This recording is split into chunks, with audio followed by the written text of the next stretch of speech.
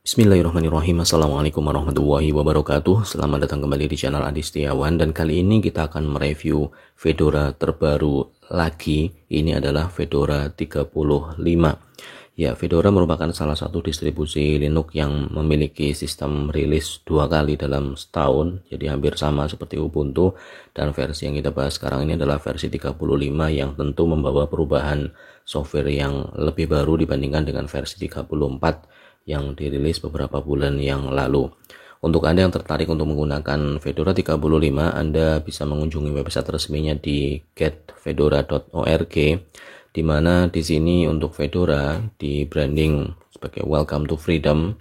Ya, Fedora menciptakan lingkungan yang inovatif, free dan open source untuk para developer hardware, cloud maupun kontainer, sehingga bisa menciptakan solusi yang mereka butuhkan masing-masing. Dan yang paling menarik dari Fedora di sini adalah beberapa varian yang dihadirkan, yang mulai dari Fedora Workstation yang kita coba saat ini digunakan untuk kebutuhan ya sehari-hari, mulai dari developer atau makers untuk berbagai jenis maker seperti itu. Kemudian untuk Anda yang membutuhkan server, juga ada Fedora server yang menggunakan best and latest data center technologies, jadi lebih ke arah kekiniannya secara teknologi.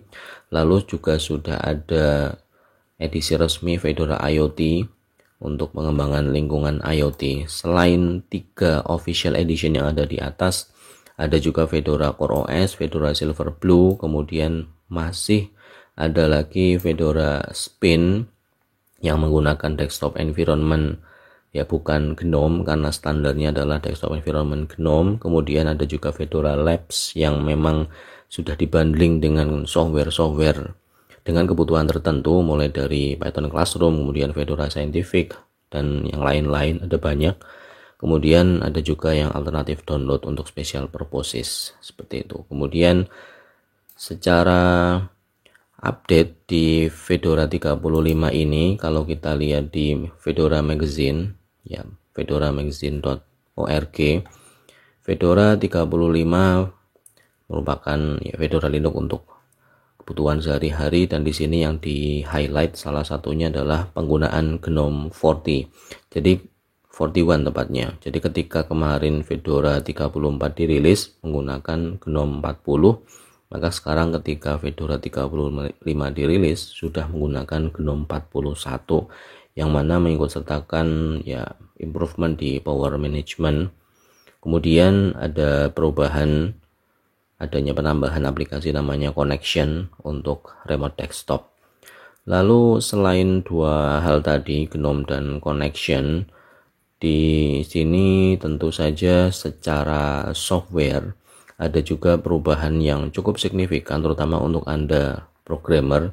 Di sini Pythonnya sudah versi 3.10 secara defaultnya, Perlnya sudah 5.34, dan ya yang mungkin Anda butuhkan saat ini adalah PHP 8. Jadi ketika misalnya seperti Deepin itu baru mensupport PHP 7.3 atau 7.23, ya sekitaran itu, di sini sudah sangat baru dengan mendukung PHP 8. Tentu bukan suatu hal yang mengagetkan kalau Anda menggunakan keluarga Arch atau yang update-update setiap hari seperti itu, tapi di Fedora, ya Fedora juga tidak kalah update-nya. Termasuk dari sisi popularitasnya pun Fedora masih stabil. Di sini ada di peringkat 10 dalam 6 bulan terakhir. Ya lama-lama jadi turun, padahal Fedora pernah ada di peringkat 1, peringkat 2 semacam itu. Tapi tentu ini kan hanya masalah ranking di distro-watch.com, tidak bisa menjadi standar ukuran cocok tidaknya untuk Anda.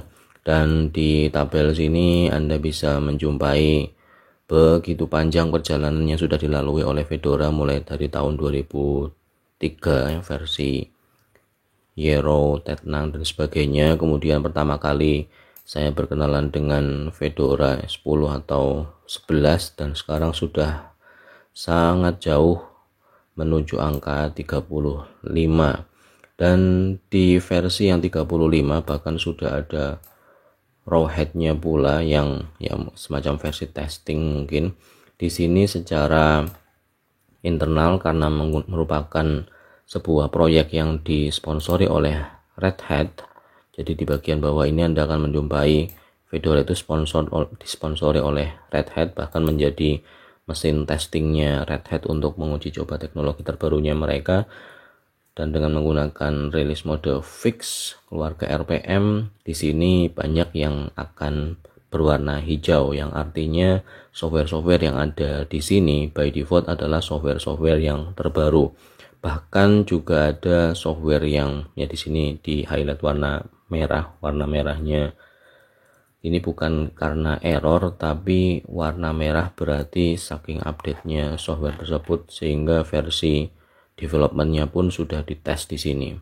Ya, mungkin memang belum 100% reliable, tapi secara keupdatean, keterbaruan tentu ini akan sangat cocok untuk Anda yang membutuhkan sistem yang selalu baru selain menggunakan keluarga Arch. Karena alasan kenapa Anda memilih Fedora bukannya Arch Linux bisa jadi bukan karena suatu hal yang prinsip, tapi bisa jadi karena selera saja. Anda lebih menyukai format RPM, format keluarga Red Hat karena secara dukungan resmi kadang keluarga Red Hat itu lebih mendapatkan support. Contohnya ketika Anda mengunjungi linux.wps.com, Anda bisa mendapatkan WPS Office yang memang disiapkan untuk keluarga Debian maupun keluarga Red Hat. Jadi ketika klik download ini,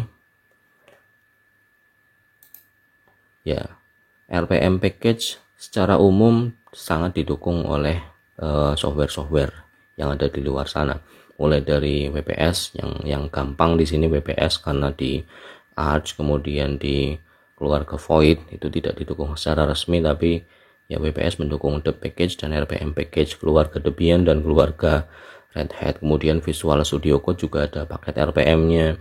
Secara umum software-software sangat mendukung package RPM karena keluarga Red Hat itu cukup punya nama besar seperti itu.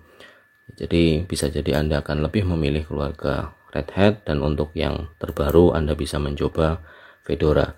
Kemudian secara penggunaan memori di sini saya tidak menggunakan NeoFetch seperti biasanya. Saya menggunakan tools bawaan yang memang sudah tersedia by default.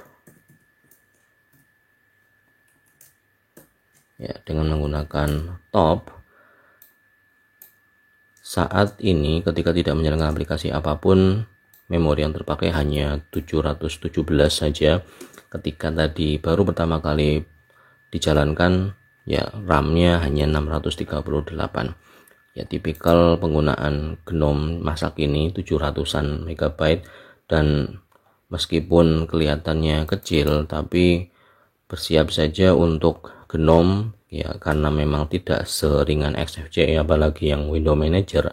Anda tetap disarankan untuk menggunakan RAM paling tidak 4 GB. Kemudian secara internal di sini kernel yang digunakan oleh Fedora 35 sudah kernel yang sangat baru, di sini kernel 5.14. Sementara kernel yang baru sudah 5.15. Begitu cepat perkembangannya. Kemudian di sini arsitekturnya 64 bit. Kemudian secara user interface di sini karena menggunakan GNOME 41, secara sekilas samalah tampilannya dengan GNOME 40, GNOME 40, activity, kemudian notifikasi atau menu untuk kalender di tengah, kemudian pengaturan koneksi baterai, kemudian setting dan power off ada di sebelah kanan. Menu tersembunyi bisa diakses dengan start menu atau tombol super dari halaman sini, kemudian klik 2 kali atau menggunakan gesture touchpad ke atas. Anda bisa mendapatkan akses ke daftar aplikasi yang sudah ada by default di Fedora 35 ini.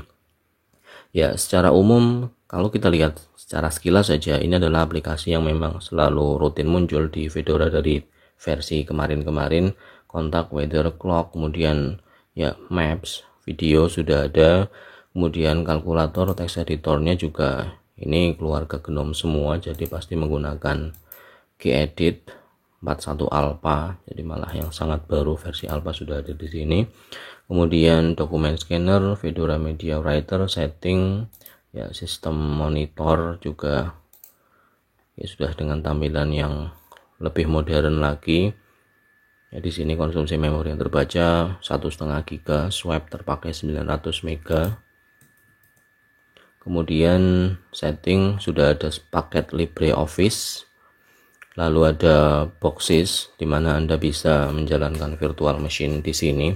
Ya, saya belum terlalu mengeksplor Boxsys karena selama ini ya masih terbiasa dengan VirtualBox. Nah, di sini Boxsys makes it easy to install and run virtual machine, express installation dan sebagainya. Ya, isi download, jadi Anda bisa membuat virtual machine baru, operating system download semacam ini.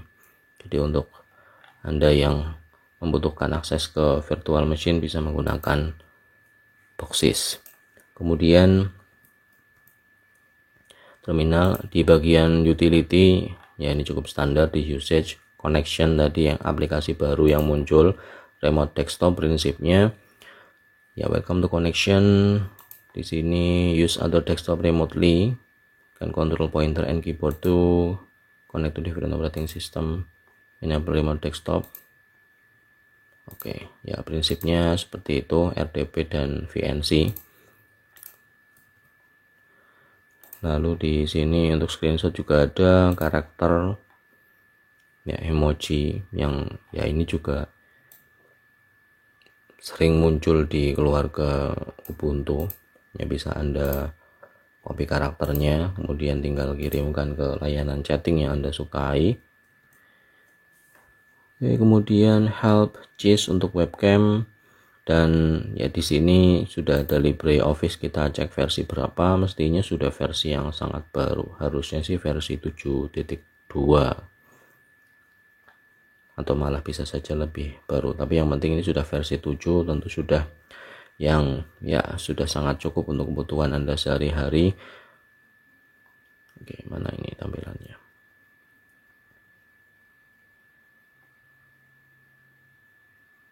Ya 7.2, dan secara font normalnya di sini belum ada Microsoft Font, tapi tentu bisa Anda tambahkan nanti. Tampilan juga di sini mode yang ya standar, belum dikustomisasi karena normalnya Fedora mereka mengikut sertakan GNOME 40, LibreOffice semuanya dalam bentuk paket standar. Jadi kustomisasinya Anda yang menentukan sendiri. Kemudian juga sudah ada statur di sini tentang apa saja yang bisa Anda lakukan dengan Fedora 35 agar bisa lebih produktif. Ya, jadi arah panduan, workspaces, pindahnya seperti apa. Ya, Anda bisa melakukan gesture 3 finger style swipe. Kemudian untuk ganti workspace juga bisa dengan left right swipe semacam itu. Selain tentu saja Anda bisa menggunakan kontrol ALT panah kanan kiri, kemudian juga tombol support dipencet seperti itu. Ya, secara tampilan seperti ini. Kemudian kalau kita lihat di bagian setting di sini karena menggunakan GNOME 41. Oke. Ya, di sini dengan alokasi RAM yang saya berikan hanya 1,8 GB, jadi agak loading sedikit. Maka dari itu Anda tetap disarankan memiliki 4 GB RAM kalau ingin menjalankan ya semua distro Linux yang menggunakan desktop environment GNOME. Di sini GNOME 41 Wayland, dan secara kustomisasi di sini sangat standar. Dan ya tipikal Fedora selalu menyertakan wallpaper baru saat rilisnya, selain wallpaper lama yang ya sangat legend. Termasuk wallpaper ini saya sudah menjumpai ini dari 10 tahunan yang lalu, masih ada yang satu ini. Kemudian yang lain ya sudah umum kita jumpai di varian Fedora yang lain, dan secara kustomisasi seperti itu, minimalis sekali, tapi tentu saja itu akan sangat menyenangkan untuk Anda. Jadi sistem bawaannya memang sudah standar dan Anda bisa mengoprek tampilannya, Anda bisa menginstal ikon baru, kemudian desktop theme baru. Lalu untuk menambahkan aplikasi baru di sini, selain menggunakan terminal, Anda yang bisa Anda ketikkan sudo dnf install misalnya NeoFetch karena belum saya install, ya proses instalasinya ya hampir sama seperti yang biasanya terjadi di Arch Linux, ada proses sinkronisasi semacam ini. Dan sekali lagi ini tergantung koneksi yang Anda miliki. Di koneksi saya saat ini ya sebenarnya agak cepat, tapi karena file yang di-download cukup besar, jadi ini saya cancel saja biar tidak terlalu lama. Jadi intinya sama seperti kebanyakan proses instalasi Linux dengan terminal lainnya, hanya di sini perintahnya adalah sudo dnf install nama aplikasinya. Anda bisa menginstal PHP, maka harusnya PHP versi 8 akan terinstall. Untuk Anda yang masih belum terbiasa dengan terminal, di sini pun sudah ada GNOME software yang bisa Anda gunakan untuk menambahkan aplikasi baru dengan mode GUI tentunya. Ya, ini versi LibreOffice 7212 sudah ada updateannya karena memang tidak kalah baru dibandingkan dengan keluarga Arch tentunya. Dan di sini sekali lagi faktor koneksi, proses loadingnya barangkali memang tidak secepat di aplikasi software manager Linux lain, misalnya Pamac atau Octopi yang ada di Arch Linux, tapi it's okay, Anda bisa mendapatkan akses ke aplikasi terbaru di sini. Kemudian untuk Anda jika memang menyukai Fedora 35 ini dan ingin menginstalnya ke hard disk, maka di sini Anda bisa melakukan instalasi install to hard drive. Dan di sini untuk aplikasi installernya ya hampir sama dengan kebanyakan keluarga Red Hat, tidak menggunakan Calamares, tidak menggunakan Ubiquiti, tapi Anaconda kalau tidak salah namanya. Oke, proses instalasinya kita tunggu. Sekali lagi ini faktor RAM yang saya alokasikan di VM ini saja, jadi ya memang seharusnya bisa 4 GB agar bisa lebih lancar. Oke, tampilan pertamanya bahasa Indonesia, membaca lokal sistem saya, ya tolong pakai tanda seru seperti itu, tapi malah jadi tidak terbiasa, jadi saya buat jadi English saja. US ini bahasa selama proses instalasi. Kemudian continue. Keyboard US sudah standar. Kemudian time date, di sini sistem saya terbaca Asia Jakarta, berarti sudah betul. Kalau misalnya ada di lokasi lain ya tinggal Anda pilih saja petanya di sini, kemudian klik dan keyboard yang lain juga sama, Anda tinggal menambahkan keyboard layoutnya. Lalu di sini untuk sistem installation destinationnya automatic partitioning. Nah, ini kita klik saja di sini. Kemudian ya karena saya tes di VirtualBox maka centangnya seperti ini. Untuk Anda yang menggunakan hard disk asli ya harusnya tidak terlalu berbeda. Kemudian storage configuration, di sini akan saya pilih custom. Kemudian done. Ya, new mount point of the following, saya pakai yang ya biasa saja, standard partitioning. Kemudian buat hard disk baru, partisi baru, root di sini saya berikan misalnya 26 GB. Oke, mount pointnya root, bacanya 24 ya karena tadi saya potong-potong ya. Device standard partition, file sistemnya ext4. Oke, label opsional. Kemudian mount point swap ya, di sini saya kosongi supaya sisa space hard disk yang ada bisa menjadi swap, karena totalnya tadi 28 GB ya, 24 tambah ya ini pas 28. Yang penting adalah root kemudian swap, tinggal done, destroy format, kemudian menciptakan partition tabel baru dan semacam itu. Dan ketika Anda menginstal ini ke sistem produksi Anda, pastikan Anda sudah membackup data yang Anda miliki, karena bisa jadi karena perbedaan layout harddisk yang Anda miliki, partisinya berbeda, efeknya juga berbeda, termasuk MBR GPT-nya juga beda, itu juga bisa jadi berbeda. Kemudian kalau sudah, tidak hanya ada isi 3 ini, bikin installation. Dan proses instalasi ini tergantung pada Anda menggunakan hard disk atau SSD. Dan karena Fedora 35 ini ukuran installernya cukup kecil, hanya 1,9 GB saja, maka proses instalasinya normalnya sih hanya ya 10-15 menitan barangkali. Ya, kita tunggu sampai selesai. Ya, setelah proses instalasi software, kemudian configuring bootloader, configuring init RAM FS dan semacamnya, proses instalasinya selesai dan di sini kita bisa finish installation. Fedora is now successfully installed and ready for you to use. Go ahead and reboot your system to start using it. Jadi setelah ini prosesnya adalah restart. Oke, saya coba restart dulu.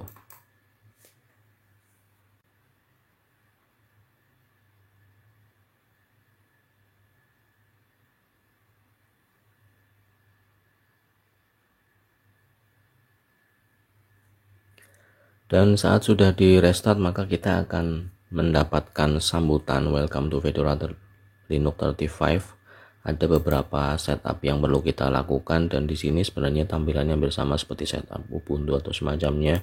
Di sini local service saya disable saja, kemudian third party repository di sini akan saya aktifkan. Ya, termana di sini ada firmware juga, some proprietary software, ya saya aktifkan saja. Kemudian online account skip. Lalu di sini perlu membuat akun karena modelnya kita tidak membuat akun pada saat awal-awal proses instalasi, tapi di bagian akhir. Nah, di bagian bawah ada enterprise login, belum pernah saya coba, ini yang normal saja. Kita buat akun, kemudian set password. Ya, di sini weak password biasa saja. Kemudian all done, start using Fedora Linux dan kita akan kembali ke sistem yang ya basically sama dengan tampilan saat kita baru menjalankan live CD pertama kali. Hanya saja di sini kita akan disambut dulu dengan tour GNOME 40 seperti tour yang bisa kita akses dari bagian menu ini. Ya, seperti itu saja proses instalasi Fedora sekaligus review secara keseluruhan Fedora 35 Linux versi saya. Ini adalah salah satu distribusi Linux yang patut Anda coba untuk Anda yang menginginkan ke-up-to-datean software. Anda mungkin bosan dengan keluarga Arch atau memang menyukai varian keluarga Red Hat, CentOS, Alma Linux, Rocky Linux dan sebagainya. Maka Fedora ini adalah yang terdepan untuk Anda yang ingin mendapatkan paket-paket software terbaru. Yang ada di Fedora ini adalah versi semacam uji coba aplikasi yang kemungkinan di masa mendatang akan muncul di keluarga Red Hat. Jadi ya apa yang akan ada di masa depan muncul di Red Hat bisa Anda coba saat ini di Fedora 35. Sangat recommended untuk Anda coba, silahkan saja Anda download, hanya 1,9 GB untuk yang versi workstation resmi ini. Begitu saja review saya tentang Fedora 35. Terima kasih atas perhatian yang diberikan. Saya akhiri video ini. Assalamualaikum warahmatullahi wabarakatuh.